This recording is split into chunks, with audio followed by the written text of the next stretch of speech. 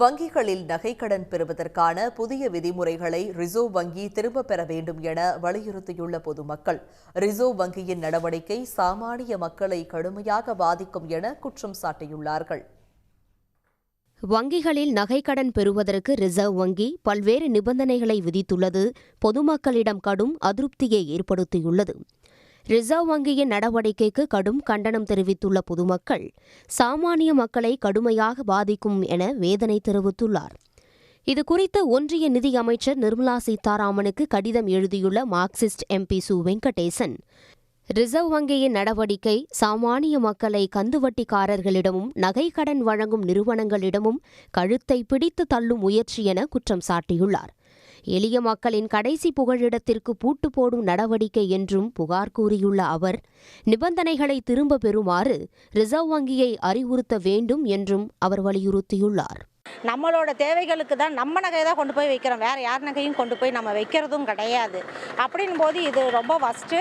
என்னை பொறுத்த வரைக்கும் இதை அக்செப்ட் பண்ணவே முடியாது. எல்லாரும் அதுக்கு பில்லு வச்சுருப்பாங்க, இல்லை பணம் கட்ட முடியாத சூழ்நிலையாக கூட இருக்கலாம். பணம் கட்ட முடியாத சூழ்நிலையில் ஏதாவது கடன் உடனே வாங்கி வட்டி தான் கட்ட முடியும். மொத்தத்தையும் கட்டி எடுக்கணும் அப்படின்னா அப்போ நாங்கள் ஏழைங்கெல்லாம் யாரும் நகையவே வாங்க முடியாது. நகை எதுக்கு லேடிஸ் நகை நம்ம போடுறதுக்கு அழகு பார்க்குறதுக்கு நமக்கு ஒரு அவசர தேவை எதுவும் ஒன்றுக்கு வேணும்னு தான் சொல்லி நம்ம நகையில் போய் அதை நம்ம இன்வெஸ்ட் பண்ணுறோம். ஆனால் இப்போ நமக்கு ஒரு அத்தியாவசிய செலவுன்னு உடனே நம்ம பேங்க்குக்கு நம்ம நகையை வச்சு தான் ஓடி வாங்கி வைக்க போகும்போது நீங்கள் இந்த நகையை எங்கே வாங்கினீங்க, எப்படி வாங்கினீங்க, யார்கிட்ட வாங்கினீங்கன்னு சொல்லி எல்லாத்துக்கும் ப்ரூஃப் கேட்காங்க. அது எப்படிங்க ப்ரூஃப் நம்ம கொடுக்க முடியும்?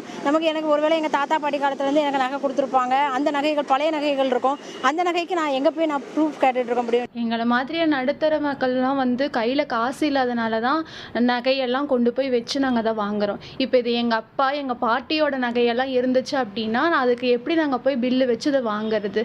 மறுபடியும் இது எங்களையே மறுபடியும் இந்த கந்து வெட்டி வாங்குறது, ஃபைனான்ஸ் போகிறது, அந்த மாதிரி நிலைக்கு தான் தள்ளுது. இது உண்மையிலே மக்களை ரொம்ப கொடுமைப்படுத்துகிற மாதிரி இருக்குது. யாரும் எங்களை மாதிரி ஏழை மக்கள்லாம் நகை அடை வைக்க முடியாது. பெரிய பணக்காரனுக்கு தான் இது உதவுமே தவிர எங்களுக்கெல்லாம் உதவாது. அதனால் மத்திய அரசாங்கம் இந்த மாதிரி திட்டத்தை, இந்த ரிசர்வ் வங்கிலாம் இது கண்டிப்பாக இதை வாபஸ் வாங்கணும். வாபஸ் வாங்கினா மட்டும்தான் ஏழை மக்கள், தொழிலாளிகள்லாம் யாராவது பயன்பெற முடியும். இல்லைன்னா இந்த வங்கியில் ஒன்றும் நடக்காது. பணக்காரர்களுக்கு மட்டும்தான் அள்ளி அள்ளி கொடுப்பாங்களா கடனை, எங்களுக்கு தர மாட்டாங்களா என்ற கேள்வி தான் எங்களுடைய பொதுமக்கள் மத்தியில் நான் கேட்குறேன். உண்மையிலே உடனுக்குடன் செய்திகளை தெரிந்து கொள்ள சன் நியூஸ் பெல் ஐகானை கிளிக் பண்ணுங்க.